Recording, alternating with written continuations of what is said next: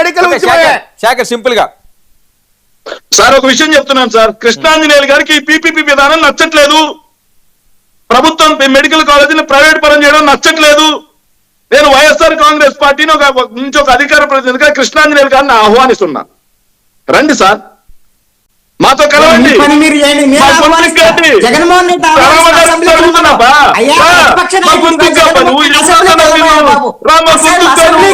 Already పోరాటం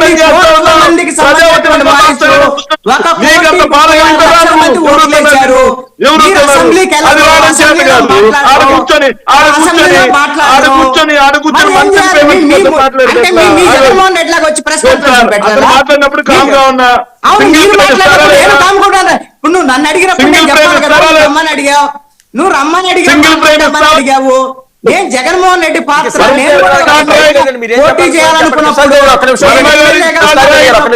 నేను ఎమ్మెల్యేగా ప్రజల్లో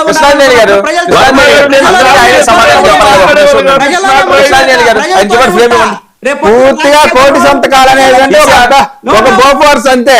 సరే కృష్ణాజీ ఒక్క నిమిషం అండి, అందరికీ ఆయనే సమాధానం చెప్పాలి కదా, నాయకుడుగా జగన్మోహన్ రెడ్డి చేయాలి. శేఖర్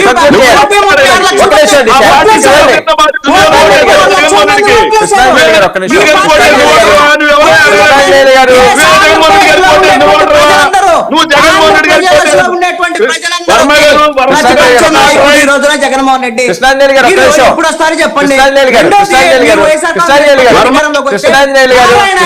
కాలేజీలు మూసేయించేసి ప్రభుత్వ కాలేజీలో విద్యా వైద్యంలో ఉంటే మీరు ఒక్క నిమిషం అందరికీ ఆయన చెప్పాలి కదా.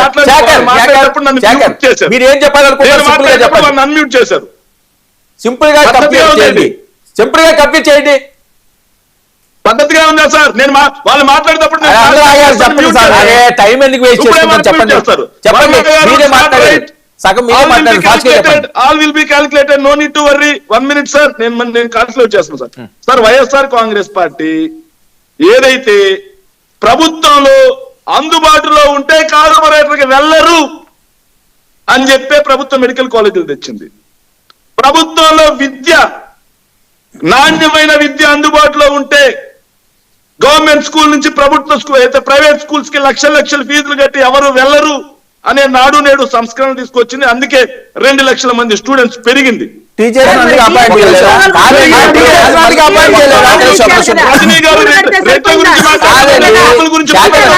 మళ్ళీ చెప్పింది చులకరా మీరేం చెప్పాలి రెడ్లు మీకు ఎట్లా కావాలి? మీ కులపోలందరూ చేసుకోవాలి, మరి ఇంట్లో అమ్మాయిలు కావాలి. సరే